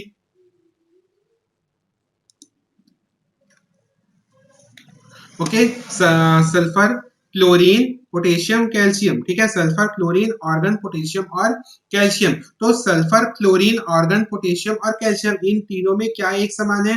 तो देखिए सल्फर, ठीक है, देखिए यहाँ पर सल्फर में देखिए सल्फर का परमाणु क्रमांक होता है 16, सल्फर का परमाणु क्रमांक होता है 16, परमाणु भार मैंने लिखा है 36। क्लोरीन, क्लोरीन का परमाणु क्रमांक होता है 17, परमाणु भार मैंने लिखा है 37। ऑर्गन, ऑर्गन का परमाणु क्रमांक होता है 18, परमाणु भार 38। पोटेशियम, पोटेशियम का परमाणु क्रमांक होता है पोटेशियम, पोटेशियम का परमाणु क्रमांक होता है 19 और परमाणु भार मैंने लिखा है 39, 39। कैल्शियम, कैल्शियम का परमाणु क्रमांक है 20 और परमाणु भार मैंने लिखा है 40। तो आप इन सभी में देखिए, इन सभी में कुछ एक चीजों में समानता है और वो एक चीज में समानता यह है कि इन सभी में न्यूट्रॉनों की संख्या एक समान है। न्यूट्रॉनों की संख्या कैसे निकालेंगे आप बताइए? तो देखिए मैंने क्या कहा था, मैंने कहा था परमाणु भार बराबर, आप फिर से इस स्लाइड में आइए, परमाणु भार बराबर प्रोटॉन की संख्या प्लस न्यूट्रॉन की संख्या। अब यहाँ पर आप देखिए कि एक उदासीन परमाणु में प्रोटॉन की संख्या परमाणु संख्या के बराबर होगी। तो यदि आप उस परमाणु संख्या में द्रव्यमान संख्या को घटा देंगे, सॉरी, द्रव्यमान संख्या में प्रोटॉन की संख्या को घटा देंगे तो आपको क्या मिल जाएगा? आपको न्यूट्रॉनों की संख्या यहाँ पर प्राप्त हो जाएगी। ठीक है भाई, यहाँ पर देखिए द्रव्यमान संख्या, प्रोटॉन की संख्या मतलब परमाणु क्रमांक। तो जब आप परमाणु भार में परमाणु क्रमांक को घटा देंगे तो आपको न्यूट्रॉन की संख्या मिल जाएगी। तो सेम इसी प्रोसेस से आप यहाँ पर इन तत्वों के न्यूट्रॉन की संख्या निकालेंगे। तो आप देखेंगे कि सभी तत्वों में न्यूट्रॉनों की संख्या एक समान है। सल्फर में 10 है, सल्फर में 10 न्यूट्रॉन है, क्लोरीन में 10 न्यूट्रॉन है, आर्गन में 10 न्यूट्रॉन है, पोटेशियम में 10 न्यूट्रॉन है और कैल्शियम में भी न्यूट्रॉनों की संख्या 10 ही है। तो इस प्रकार हम इसे कहते हैं सम न्यूट्रॉन्स, ठीक है, या आइसोटोन्स। तो आइसोटोन्स क्या होता है? The atoms having the same number of neutrons, atoms having the same number of neutrons but different mass number are called the isotones। ठीक है, सम न्यूट्रॉन्स क्या होते हैं? परमाणु जिनमें न्यूट्रॉनों की संख्या समान होती है परंतु उनके परमाणु भार अलग अलग होते हैं, उन्हें सम न्यूट्रॉनिक कहते हैं। ठीक है, सम न्यूट्रॉनिक क्या होता है? परमाणु जिनमें न्यूट्रॉनों की संख्या एक समान होती है परंतु उनके परमाणु भार अलग अलग होते हैं, उन्हें सम न्यूट्रॉन्स कहते हैं। आया समझ में? नेक्स्ट आता है सम इलेक्ट्रॉनिक, आइसो इलेक्ट्रॉन्स। तो इसका भी एग्जांपल देखिए, एग्जांपल मैंने यहाँ पर दिखा है आइसो इलेक्ट्रॉन सीरीज में O2 F Ne, neon, Ne means neon, sodium ion and magnesium ion. ठीक है, oxygen ion, oxygen oxide ion, oxide N ion, fluoride N ion, neon, sodium cation and magnesium cation. ठीक है, तो यहाँ पर मैंने ion बनाए हुए हैं। अब यहाँ पर आप ध्यान दीजिए कि आयन में परमाणु क्रमांक और प्रोटॉनों की संख्या अलग अलग होती है। ठीक है, यहाँ पर मैंने क्या कहा आप थोड़ा ध्यान से सुनिए। ये जो आयन जो होती है, सॉरी प्रोटॉनों की संख्या नहीं, परमाणु क्रमांक और इलेक्ट्रॉनों की संख्या अलग अलग होगी। प्रोटॉन तो सेम ही होंगे, ठीक है, प्रोटॉन तो सभी में एक समान ही होंगे, प्रोटॉन में कोई अंतर नहीं आएगा। अंतर किस में आएगा? इलेक्ट्रॉनों की संख्या में आएगा। तो वो इलेक्ट्रॉनों की संख्या में अंतर कैसे आएगा? तो आप देखिए यहाँ पर मैंने सबसे पहले आप बीच वाले तत्व को देखिए, बीच वाले तत्व में मैंने लिखा हुआ है नियॉन। नियॉन में मैंने कोई आवेश लिखा है क्या? नहीं लिखा है। अब उसके बाएं तरफ बढ़ते जाइए, सॉरी दाएं तरफ बढ़ते जाइए, तो देखिए यहाँ पर मैंने क्या लिखा है? Fluoride N ion F-। तो ये ऋणावेश इसमें क्यों आया? तो ऋणावेश इसमें एक ऋणावेश है, मतलब एक इलेक्ट्रॉन इसमें अधिक है। तो फ्लोरीन का परमाणु क्रमांक कितना होता है? फ्लोरीन का परमाणु क्रमांक कितना होगा? फ्लोरीन का परमाणु क्रमांक होता है 9। अब 9 में एक इलेक्ट्रॉन अधिक कर दीजिए, कितना हो गया? 10, इसमें 10 इलेक्ट्रॉन है। उसी प्रकार ऑक्साइड एनायन O2-, यहाँ पर मैंने दो ऋणावेश लगाए हुए हैं। ऑक्सीजन का परमाणु क्रमांक होता है 8, मतलब उसमें 8 प्रोटॉन है परंतु इसमें 2 इलेक्ट्रॉन ज्यादा है, तो 8 और 2 कितने हो गए? 10। तो ऑक्साइड एनायन में भी 10 इलेक्ट्रॉन है। उसी प्रकार आप नियॉन से दाईं ओर जाइए तो वहां पर देखिए मैंने बताया सोडियम केटायन। ठीक है, तो धन आवेश कब आता है? धन आवेश इलेक्ट्रॉन की कमी के कारण होता है, अर्थात हम कहते हैं कि सोडियम के जो परमाणु है उसमें एक इलेक्ट्रॉन कम है। सोडियम का परमाणु क्रमांक है 11, अब उसमें एक इलेक्ट्रॉन कम कर दो, कितने इलेक्ट्रॉन हुए? 10।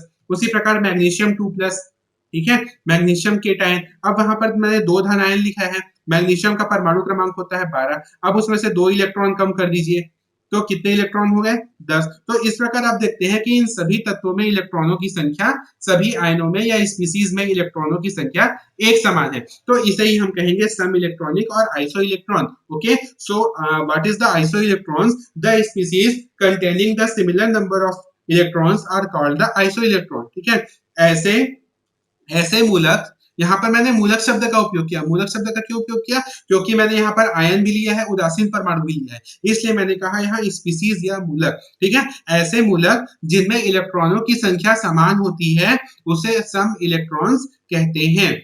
ऐसे मूलक जिनमें इलेक्ट्रॉनों की संख्या एक समान होती है उसे हम कहते हैं सम इलेक्ट्रॉन्स या सम इलेक्ट्रॉनिक। ठीक है, जैसे कि example oxide, oxide anion, fluoride anion, neon, sodium cation and magnesium cation. Okay, समझ में आ गया आइसो इलेक्ट्रॉन्स?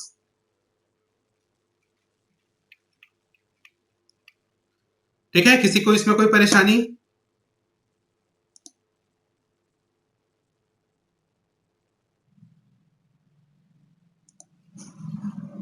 ठीक है, किसी को कोई परेशानी है? भाई मैंने अभी यहाँ पर बताया समस्थानिक, समस्थानिक, समभारिक, सम न्यूट्रॉन्स और सम इलेक्ट्रॉन्स, इन चारों में किसी को अगर कोई परेशानी हो रही हो तो वो पूछ सकते हैं। ठीक है, किसी को इसमें कोई भी परेशानी नहीं है तो फिर हम आगे बढ़ते हैं। ठीक है, ये तो ये तो हो गया जो मैंने आज पढ़ाया, रदरफोर्ड का परमाणु नाभिकीय मॉडल, रदरफोर्ड का नाभिकीय मॉडल, और उस रदरफोर्ड के नाभिकीय मॉडल के साथ मैंने पढ़ाया परमाणु क्रमांक का, परमाणु क्रमांक की अवधारणा पढ़ाई, परमाणु भार की अवधारणा पढ़ाई, न्यूट्रॉन की खोज पढ़ाई, और न्यूट्रॉन की खोज के साथ साथ हमने पढ़ा कि समभारिक क्या होते हैं, समस्थानिक क्या होते हैं, समभारिक क्या होते हैं, सम न्यूट्रॉन्स क्या होते हैं और सम इलेक्ट्रॉन्स क्या होते हैं। ठीक है, अब हम अपने अगले टॉपिक की तरफ बढ़ते हैं। अगला अगला आता है हमारा विद्युत चुंबकीय विकिरण। इंग्लिश में इसको कहते हैं इलेक्ट्रोमैग्नेटिक रेडिएशन। ठीक है, इलेक्ट्रोमैग्नेटिक रेडिएशन। अब ये जो इलेक्ट्रोमैग्नेटिक रेडिएशन है ये कहाँ आता है? यहाँ पर देखिए, यहाँ पर रदरफोर्ड का परमाणु मॉडल खत्म हो जाता है। अब रदरफोर्ड के परमाणु मॉडल के बाद हम आगे की ओर बढ़ते हैं। आगे की ओर बढ़ते बढ़ते हम जाते हैं बोर के परमाणु मॉडल में। ठीक है, तो बोर के परमाणु मॉडल में पहुंचने से पहले हमको ये जानना जरूरी है कि विद्युत चुंबकीय विकिरण होता क्या है। ठीक है, या फिर हम यहाँ पर तरंग प्रकृति के बारे में हम पढ़ते हैं। ठीक है, तो तरंग प्रकृति के बारे में भी पढ़ रहे हैं। फिर जब बोर का मॉडल खत्म होगा, बोर के मॉडल के बाद हम कण प्रकृति के बारे में पढ़ेंगे, और कण के बाद फिर हम पढ़ेंगे कि उसकी दोहरी प्रकृति कैसे होती है। भाई वो तरंग की प्रकृति भी दर्शाता है और वह कण की प्रकृति भी दर्शाता है। ठीक है, तो इस प्रकार हम दोनों को कोरिलेट करके फिर आगे आगे पढ़ेंगे क्वांटम मैकेनिज्म मॉडल, क्वांटम यांत्रिकी मॉडल। ठीक है, तो पहले हम यहाँ पर तरंग प्रकृति के बारे में हमको समझना ज्यादा जरूरी होगा कि ये तरंग तरंग प्रकृति होती कैसी है, ये तरंग प्रकृति के क्या क्या गुण धर्म होते हैं, उसके क्या क्या विशिष्ट लक्षण होते हैं, उसकी क्या विशेषताएं होती हैं। ठीक है, इसके बारे में हमको यहाँ पर जानना बहुत जरूरी है। ठीक है, तो एक बार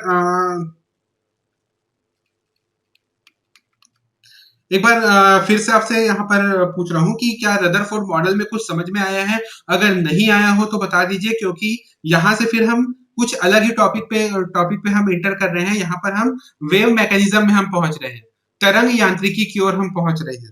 ठीक है, सब में थोड़ा थोड़ा अंतर है।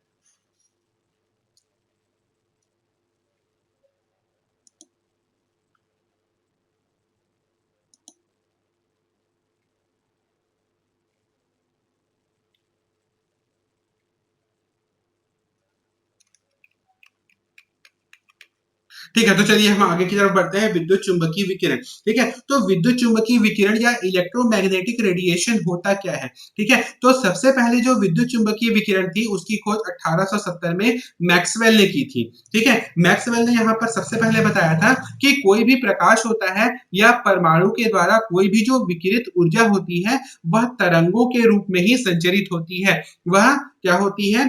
कोई भी जो प्रकाश होता है, 1870 में सबसे पहले मैक्सवेल ने ही यह बताया था कि कोई भी जो प्रकाश होता है या कोई भी परमाणुओं के द्वारा जो ऊर्जा जो उत्पन्न की जाती है वह अंतरिक्ष में इन विद्युत चुंबकीय तरंगों के रूप में ही या विद्युत चुंबकीय विकिरणों के रूप में ही संचरित होती हैं। ठीक है, और इन्हें ही उन्होंने ठीक है, इन विकिरणों के रूप में संचरित होती है और इन विकिरणों में विद्युत क्षेत्र और चुंबकीय क्षेत्र क्या होता है, वो विद्युत क्षेत्र और चुंबकीय क्षेत्र उन तरंगों के साथ संलग्न होती है, इसलिए इन्हें कहा गया विद्युत चुंबकीय विकिरण। ठीक है, विद्युत चुंबकीय विकिरण हम किसे कहेंगे?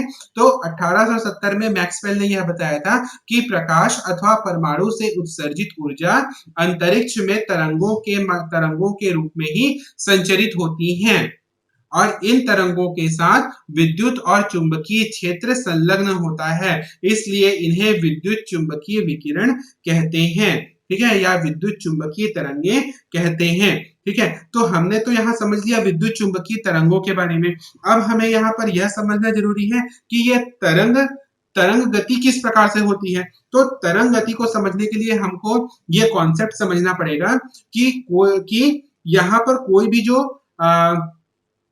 भी जो कण जो होता है वह कण वह यदि यदि कोई ऊर्जा है, यदि वह तरंगों के रूप में संचरित हो रही है, तो इसके कहने का मतलब यह है कि उसके माध्यम में उपस्थित जो कण है उसमें कंपन हो रहा है और वो कंपन किस दिशा में होता है, तो वो कंपन या तो ऊपर नीचे होता है या फिर आगे पीछे की ओर होता है, या तो वो कंपन ऐसे ऐसे होगा या फिर वो कंपन इस तरीके से होगा। ठीक है, दो प्रकार से यहाँ पर कंपन हो सकते हैं और इन कंपनों के परिणाम स्वरूप वहां पर श्रृंग और गर्त बनते हैं। जैसे कि मैंने यहाँ पर जैसे कि आप यहाँ पर स्लाइड में देख पा रहे होंगे, स्लाइड में मैंने यहाँ पर तरंग गति के बारे में यहाँ पर आपको बताया है। तो देखिए यहाँ पर तरंग गति में किस प्रकार से गति कर रहा है, जो माध्यम है उस माध्यम के कण अपनी सामान्य अवस्था से ऊपर की ओर जाएंगे और ऊपर से फिर से वो वापस नीचे की ओर जाएंगे। ठीक है, तो इस प्रकार से वो ऊपर से नीचे करते हुए वो आगे की ओर बढ़ते आएंगे। तो जब वो ऊपर की ओर अधिकतम ऊंचाई तक जाते हैं तब वो कहलाता है श्रृंग या क्रेस्ट, और जब वो नीचे की ओर सबसे अधिक गहराई तक जाते हैं वो बिंदु कहलाता है थ्रॉफ या गर्त। श्रृंग और गर्त, तो इसी प्रकार श्रृंग और गर्त के साथ में जो ऊर्जा होती है या फिर जो विकिरण होती है वो आगे की ओर बढ़ती जाती है और इसे ही हम कहते हैं वेव मोशन या तरंग गति। जैसा कि आप चित्र में यहाँ पर देख सकते हैं, जो तरंग है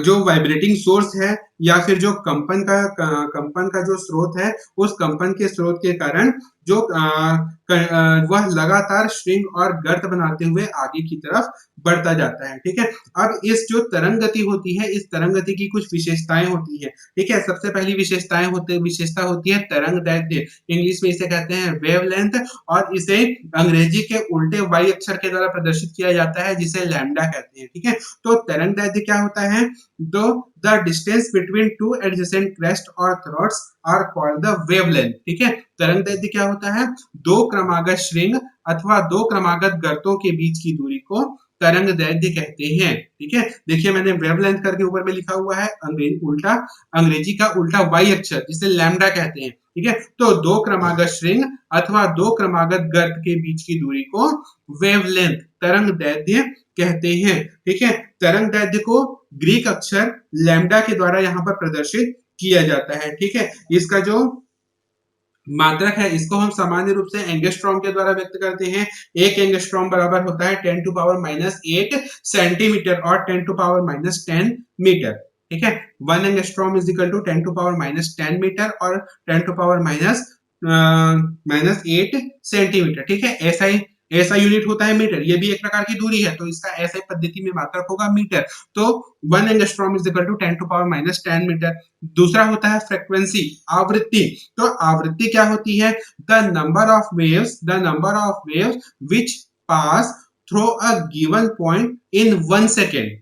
ठीक है, यदि मान लो कोई एक बिंदु दिया गया हो, ठीक है, यदि मान लो कोई एक बिंदु है, तो यदि वह तरंग उस बिंदु को 1 सेकंड में जितने बार भी पार करती है वह उस तरंग की आवृत्ति कहलाती है। ठीक है, यदि मान लो कोई एक बिंदु दिया गया है और कोई तरंग उस बिंदु को 1 सेकंड में जितनी बार भी पार करती है या जितनी बार भी उस बिंदु को पार करती है वह उस तरंग की आवृत्ति कहलाती है। ठीक है, तो आवृत्ति को हम कैसे परिभाषित करेंगे, किसी दिए गए बिंदु से कोई तरंग उस 1 सेकंड में जितने बार पार करती है उसे उस तरंग की आवृत्ति कहते हैं। आवृत्ति को हम न्यू के द्वारा प्रदर्शित करते हैं, अंग्रेजी के स्मॉल v लेटर से।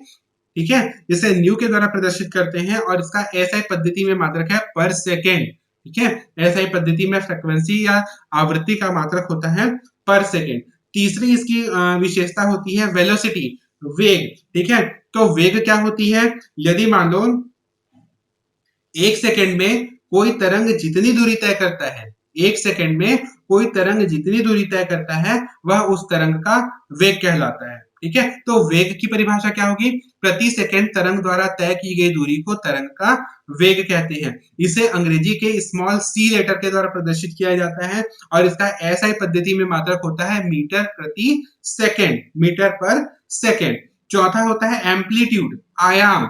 आयाम क्या होता है, तो देखिए जैसा कि आप यहाँ पर चित्र में देख रहे होंगे, तो देखिए कोई भी जो तरंग होती है या जो तरंग गति होती है, उस तरंग गति में श्रृंग और गर्त बनते हुए जाते हैं। तो माध्य स्थिति से ऊपर की तरफ या माध्य स्थिति से श्रृंग की ऊंचाई या माध्य स्थिति से गर्त की गहराई, वह कहलाती है उस तरंग का आयाम। ठीक है, तो तरंग का आयाम क्या होगा, द हाइट ऑफ क्रस्ट और the depth of thought is called the amplitude of wave. ठीक है, तो तरंग का आयाम क्या होगा, श्रृंग की ऊंचाई अथवा गर्त की गहराई को तरंग का आयाम कहते हैं। ठीक है, श्रृंग की ऊंचाई अथवा गर्त की गहराई को तरंग का आयाम कहते हैं। ठीक है, इसका भी जो मात्रक होता है, इसका कोई मात्रक नहीं होता, इसको स्मॉल ए लेटर के द्वारा प्रदर्शित किया जाता है। नेक्स्ट फिर आता है वेव नंबर, तरंग संख्या। तरंग संख्या इसको अंग्रेजी के स्मॉल वी के द्वारा और उसके ऊपर एक लाइन लिखी होती है जिसको न्यू बार कहते हैं, इस न्यू बार के द्वारा प्रदर्शित किया जाता है। तो वेव नंबर क्या होती है, ठीक है, तो तरंग दैर्ध्य मैंने आपको पढ़ाया है। तरंग दैर्ध्य क्या होती है, दो क्रमागत श्रृंग और दो क्रमागत गर्त के बीच की दूरी को तरंग दैर्ध्य कहते हैं। ठीक है, तो 1 सेंटीमीटर में, अब ध्यान से सुनिए, 1 सेंटीमीटर में तरंग दैर्ध्य की संख्या को, 1 सेंटीमीटर में तरंग दैर्ध्य की संख्या को तरंग संख्या कहते हैं। क्या कहा मैंने, तरंग संख्या। 1 सेंटीमीटर में, प्रति सेंटीमीटर में तरंग दैर्ध्य की संख्या, प्रति सेंटीमीटर में तरंग दैर्ध्य की संख्या उस तरंग की तरंग संख्या कहलाती है। या फिर इसको हम सिंपल सी भाषा में इस तरीके से कह सकते हैं कि तरंग दैर्ध्य का व्युत्क्रम, तरंग दैर्ध्य का व्युत्क्रम तरंग संख्या कहलाता है। तरंग संख्या nu bar is equal to 1/लैम्डा। ठीक है, तरंग संख्या मैंने क्या कहा, प्रति सेकंड में तरंग दैर्ध्य की संख्या को तरंग संख्या कहते हैं, या फिर तरंग दैर्ध्य का व्युत्क्रम तरंग संख्या कहलाता है। Nu bar is equal to 1/लैम्डा। अब यहाँ पर लैम्डा का ठीक है, लैम्डा का यहाँ पर एसआई पद्धति में मात्रक क्या होता है, तरंग दैर्ध्य का, तरंग दैर्ध्य का एसआई पद्धति में मात्रक होता है मीटर। तो तरंग संख्या का मात्रक क्या होगा, प्रति मीटर। ठीक है, तरंग संख्या का एसआई पद्धति में मात्रक होगा प्रति मीटर। ठीक है, समझ में आया। तरंग गति, वेव मोशन, वेव मोशन में किसी को कोई परेशानी है?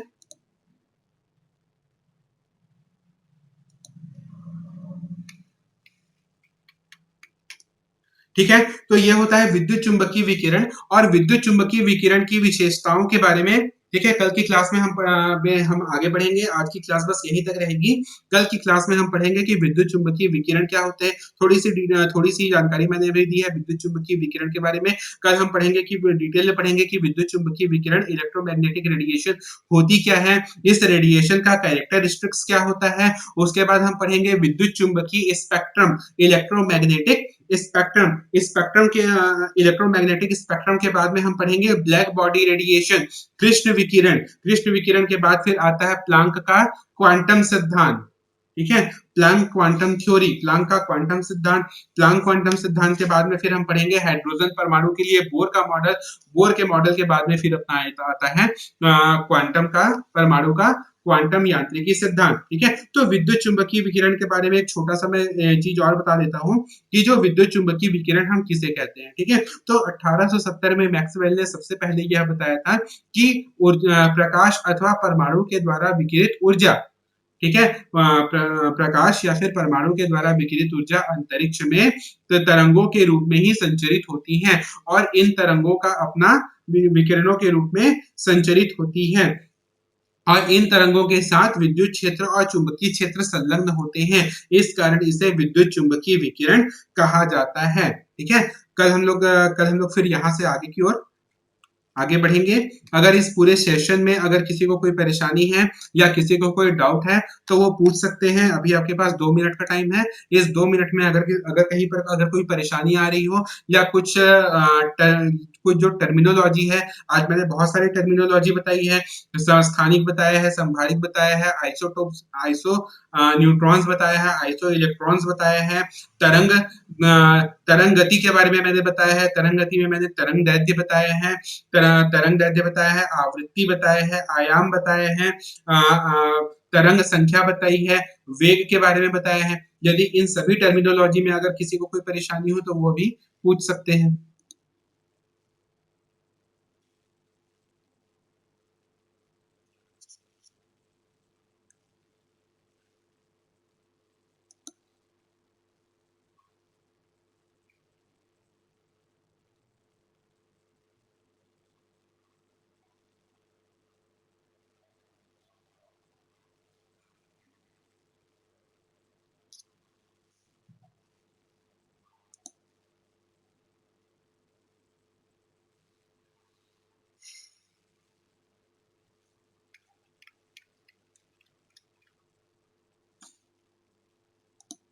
ठीक है, तो आज का सेशन हम यहीं पर खत्म करते हैं। ठीक है, अगले सेशन में फिर हम इसके कैरेक्टरिस्टिक्स पढ़ेंगे, इलेक्ट्रोमैग्नेटिक रेडिएशन पढ़ेंगे, विद्युत चुंबकीय विकिरण पढ़ेंगे, विद्युत चुंबकीय स्पेक्ट्रम पढ़ेंगे। स्पेक्ट्रम के बाद फिर हम पढ़ेंगे प्लांक का क्वांटम सिद्धांत, ब्लैक बॉडी रेडिएशन पढ़ेंगे और फिर प्लांक के क्वांटम सिद्धांत के बाद में फिर हाइड्रोजन परमाणु के लिए बोर मॉडल पढ़ेंगे और बोर मॉडल के बाद फिर हमारी अगली अगली कक्षा होगी परमाणु के क्वांटम यांत्रिकी मॉडल की ओर। ठीक है, ओके, तो उम्मीद करता हूँ आज की क्लास में आपको सभी चीज क्लियरली अच्छे से समझ में आया होगा। ठीक है, और ये क्या है, ये जो अभी जो टेक्नोलॉजी हम यूज कर रहे हैं ये अभी कुछ नई नई टेक्नोलॉजी है। तो जैसे जैसे हम आगे की ओर बढ़ते जाएंगे ये टेक्नोलॉजी आपको समझ में आती जाएगी। हम इसमें और भी नए नए प्रयोग करेंगे जिसके कारण आपको जो भी पढ़ाया जाने वाला टॉपिक है वो आपको अच्छे से समझ में आ जाए। ठीक है, okay students, okay, good luck, thank you, okay.